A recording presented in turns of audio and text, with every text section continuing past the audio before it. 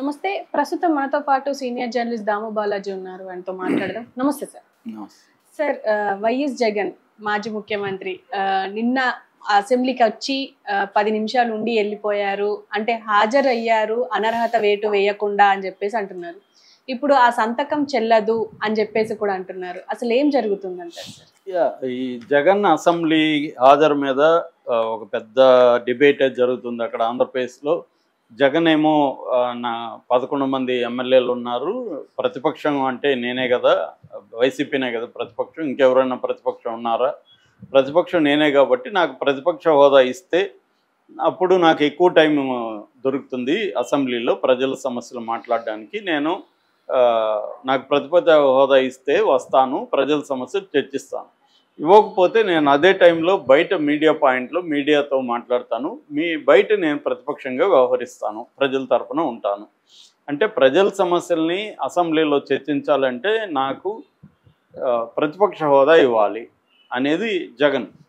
అంతవరకు బాగానే ఉంది, ఆ డిమాండ్ ఎవరైనా చేయొచ్చు. ఎందుకంటే 94లో కూడా ఓన్లీ 26 సీట్లు వచ్చిన కాంగ్రెస్కి ప్రతిపక్ష హోదా ఇచ్చారు. అప్పుడేమి 10% అనే రూల్ లేదు. సో ఇచ్చారు. అప్పుడు ఆయన మన జనార్దన్ రెడ్డి, పిజే జనార్దన్ రెడ్డి ప్రతిపక్ష నాయకుడిగా కూడా ఉండేవాడు ఆ టైంలో.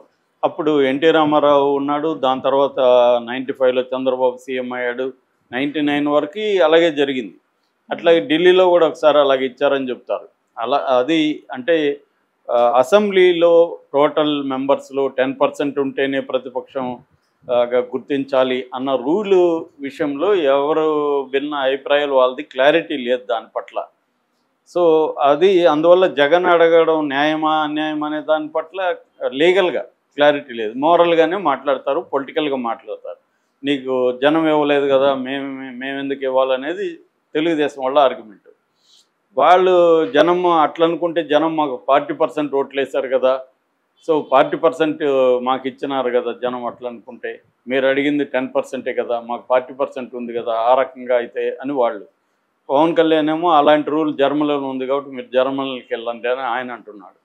సో ఇక్కడ ఇద్దరు కూడా పొలిటికల్గానే బిహేవ్ చేస్తున్నారు. నిజానికి వీళ్ళకి ఇస్తే ఏమవుతుంది, ఇద్దాము వచ్చి మాట్లాడి ఏమవుతుందని వీళ్ళు అనుకోరు, పొలిటికల్గానే డీల్ చేయాలి. జగన్ కూడా ఇవ్వకపోతే ఏంటి, మనకి 1 మినిట్ ఇస్తే 1 మినిటే మాట్లాడదాము అని జగన్ అనుకోడు. సో ఈ ఇద్దరు కూడా పొలిటికల్గానే ఆలోచిస్తున్నారు. జగన్ ఎందుకు భయపడుతున్నాడు అనుకున్నప్పుడు అది అందరికీ తెలిసిన విషయమే. అవమానకరంగా మాట్లాడతారు, జగన్ని హేళన చేస్తారు. 11 మంది ఉన్నారు కాబట్టి వీళ్ళని ఒక ఆట ఆడుకుంటారు వాళ్ళు. ఎందుకంటే ఒకప్పుడు 23 మంది ఎమ్మెల్యేలు తెలుగుదేశానికి ఉన్నప్పుడు అందులో 4 ఇటు బయటకు వచ్చేస్తే 19 మంది ఉన్నారు. 19 మందిని జగన్ ఒక ఆట ఆడుకున్నాడు, జగన్ అండ్ కో బ్యాచ్. దాన్ని భరించలాగా, ఆ టార్చర్ భరించలేకనే చంద్రబాబు అసెంబ్లీని బాయ్కట్ చేసి ఆయన వెళ్ళిపోయాడు. సీఎం అయినాక అడుగు పెడతాను ఒక భీషణ ప్రతిజ్ఞ చేసి ఆయన వెళ్ళిపోయాడు. అంతకుముందు కూడా జగన్ని కూడా వాళ్ళు ఆడుకున్నారు. 67 మంది ఉన్నప్పుడు 23 మంది ఎమ్మెల్యేలని తన వైపు తీసుకొని తెలుగుదేశం కూడా ఆడుకునింది. దాంతో జగన్ కూడా అప్పుడు అసెంబ్లీని బాయ్కాట్ చేసి పాదయాత్రకు వెళ్ళిపోయాడు. సో అసెంబ్లీ అనేది ఒక కామెడీ లాగా అయిపోయింది తప్ప అదేమి సీరియస్గా ఎవరికి లేదు దాన్ని. ఇక్కడ కూడా ఇప్పటివరకు కేసీఆర్ అసెంబ్లీలో అడుగు పెట్టలేదు. కేసీఆర్ పరిస్థితి వేరే అనుకోండి, ఆయన సీఎంగా ఉన్నప్పుడు కూడా సెక్రటేరియట్లోకి ఇప్పుడు అడుగు పెట్టలేదు. సో ఆయన పరిస్థితి వేరు. ఇది ఇప్పుడు. సో దీంతో ఇప్పుడు ఏం చేశారంటే అక్కడ పైగా చంద్రబాబు ఈసారి తెలుగుగా ఏం చేశాడు, జగన్ని బండబూతులు తిట్టే ఇద్దరిని స్పీకరు, డిప్యూటీ స్పీకర్గా పెట్టాడు. అయ్యన్న పాత్రుడు ఎలా తిట్టేవాడో జగన్ని చూసాం. అతను సైకో అని, వాడు వీడనే, సీఎం అయినా కూడా వాడు వీడనే మాట్లాడేవాడు, ఇంకా బూతులు మాట్లాడేవాడు పబ్లిక్గా. ఇక రఘురామకృష్ణరాజు అయితే చెప్పాల్సిన పని లేదు, రోజు ఆయన రచ్చబండ అని చెప్పి జగన్ను ఉతికి ఆరేసేవాడు. సో ఇలాగ వాళ్ళిద్దరిని ఇప్పుడు తెచ్చిపెడితే వాళ్ళిద్దరు గమ్మున ఉండరు కదా, జగన్ ఆడుకుంటారు కాబట్టి జగన్ వెళ్ళట్లేదు. ఇది జగన్కు ఉండే సబ్జెక్టివ్ కండిషన్. సో అందుకని వాళ్ళు ఇవ్వరని తెలిసి డిమాండ్ పెడుతున్నాడు జగన్. వాళ్ళు ఇవ్వరని జగన్కి తెలుసు, ప్రతిపక్ష హోదా ఇవ్వరు కాబట్టి ఇస్తే వస్తా అంటాడు. ఇవ్వరు కదా ఎలాగూ, కాబట్టి మనం పోయే పరిస్థితి ఉండదు, పోయే పరిస్థితి లేకపోతే అవమానాల నుంచి తప్పించుకోవచ్చు అనేది జగన్కున్న ఇది. దీన్ని తెలుగుదేశం ఏం చేయాలనుకున్నదంటే వీడిని ఏదో ఒక రకంగా రప్పించి ఇతన్ని ఒక ఆట ఆడుకోవాలనేది తెలుగుదేశంకి ఉంటుంది. ఇతను ఎస్కేప్ అయిపోతున్నాడు ముందు నుంచే అనేది వీళ్ళకు ఉంది. అందుకని వీళ్ళు ఏం చేశారు, 60 రోజుల రూల్ ఒకటి తీసుకొచ్చారు. 60 రోజులు వర్కింగ్ డేస్ కానీ అసెంబ్లీకి హాజరు కాకపోతే అతన్ని అనర్హుడిగా ప్రకటించచ్చు అనేది లీగల్గా ఉందని. దీని మీద కూడా భిన్నాభిప్రాయాలు ఉన్నాయి.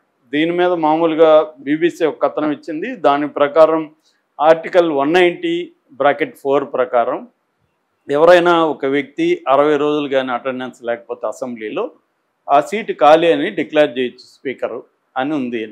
దీన్ని కౌంటర్ చేసేవాళ్ళు for example Kona Raghupathi deputy speaker YCP అతనేమంటున్నా అంటే లేదు ఆ రూల్ ఉంది కానీ దానికి మళ్ళీ సవరణలు చేశారు. ఆర్టికల్ 208(1) ప్రకారం కొన్ని రూల్స్ వచ్చాయి. 2007 మార్చి 30లో మండలి పునర్నిర్మాణం జరిగినప్పుడు కొన్ని రూల్స్ మారాయి. ఆ రూల్స్ ప్రకారం 60 రోజులు అనేది అసలు 60 రోజులు రెగ్యులర్గా జరగదు సభ. 60 రోజులు రెగ్యులర్గా జరిగితే కదా ఈ రూల్, కాబట్టి ఇది రూల్ వర్తించదు అని వీళ్ళు అంటున్నారు.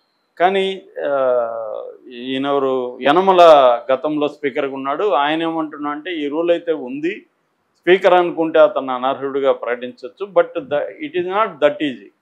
అంత సింపుల్గా ఆయన ప్రకటించేయడం కష్టమవుతుంది, అది చాలా కాంప్లెక్స్ వ్యవహారం అని ఆయన అంటున్నాడు. ఏదేమైనా వీళ్ళు బెదిరించదలుచుకున్నారు ఈ రూల్ పెట్టి. ఏముంది, స్పీకర్ డిక్లేర్ చేసేస్తాడు, చేసినప్పుడు ఉప ఎన్నికలు వచ్చేస్తాయి, కోర్టుకి వెళ్ళాలి, కోర్టుకి వెళ్తే కోర్టులో స్పీకర్ మీద కోర్టులో విషయాలు త్వరగా తేలవు. కాబట్టి ముందు అసలు ఒక హంగామా చేయొచ్చు, చూడు జగన్ అసెంబ్లీలో ప్రజల సమస్యలు మాట్లాడడానికి రావట్లేదు అనేది పొలిటికల్ యాంగిల్లో జగన్ని ఇబ్బంది పెట్టచ్చు అనేది కూటమి ఉండే స్ట్రాటజీ. దీన్ని బ్రేక్ చేయడానికి జగన్ ఏం చేశాడు, సో 60 రోజులు వరుసగా రాకపోతే కదా ఒకసారి వెళ్ళి అటెండెన్స్ వేసేసి వచ్చేద్దామని మొన్న గవర్నర్ ప్రసంగం జరుగుతున్నప్పుడు వెళ్ళి రిజిస్టర్లో సంతకం పెట్టి ఒక 10 నిమిషాలు ఉండి ఏదో ఒకటి గవర్నర్కి వ్యతిరేకంగా స్లోగన్స్ అవి ఇచ్చి వచ్చేసారు. సో ఇప్పుడు అందరూ ఏమనుకున్నారు, జగన్ భలే వ్యూహం వేశాడు, వెళ్ళినట్టు ఉన్నాడు, అక్కడ 10 నిమిషాలు కూడా లేదు, మొత్తానికి వచ్చేసాడు, ఎస్కేప్ అయ్యాడు అని అనుకున్నారు. కానీ ఇప్పుడు ఇంకొక వార్త ఏంటంటే తూచ్ అంటున్నారు, అలా సంతకం పెడితే కుదరదమ్మా, ఎందుకంటే గవర్నర్ కానీ లేదా పార్లమెంట్లో ఆయన రాష్ట్రపతి కానీ ఉభయ సభలను ఉద్దేశించి మాట్లాడేటప్పుడు అది సెషన్గా పరిగణించరు, అసెంబ్లీ సెషన్గా దాన్ని పరిగణించరు. అసెంబ్లీ సెషన్గా పరిగణించినప్పుడు నువ్వు అసెంబ్లీ సెషన్కి వచ్చినట్టుగా లేదు, సంతకం పెట్టచ్చు, కానీ అసెంబ్లీ సెషన్కి రాలేదు కాబట్టి ఆ సంతకం చెల్లదు అని వీళ్ళు మాట్లాడుతున్నారు. దానికి వైసీపీ వాళ్ళు ఏమంటున్నారు, నువ్వు అసెంబ్లీ సెషన్ అన్నా పెట్టుకో, గవర్నర్ ప్రసంగం అన్నా పెట్టుకో, ఇంకొకటి పెట్టుకో, సంబంధం లేదు, అది అసెంబ్లీ జరిగినట్టే. సంతకం పెట్టి అట్లాంటప్పుడు రిజిస్టర్ ఎందుకు పెట్టారు మీరు? ఆడ రిజిస్టర్ పెట్టకూడదు కదా.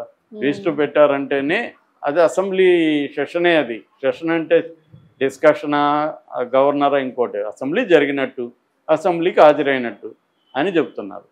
సో మళ్ళీ ఇక్కడ స్పీకర్ ఉండే డిస్క్రిషనరీ పవర్ ప్రకారం దీన్ని నేను గుర్తించను అన్నాడు అనుకో స్పీకరు, ఏం జరగచ్చు అంటే ఏదో ఒక రకంగా వాళ్ళని వీళ్ళు ఇబ్బంది పెట్టాలి, వీళ్ళు వాళ్ళ ఇబ్బందులు పెట్టాలనేదే డ్రామా నడుస్తుంది. కానీ ఇక్కడ ప్రజల సమస్యల మీద చర్చించడం అవసరం అన్న యాంగిల్లో లేదు. ఇదే జరుగుతుంది. జగన్ అయినా అదే వాడుకుంటున్నాడు.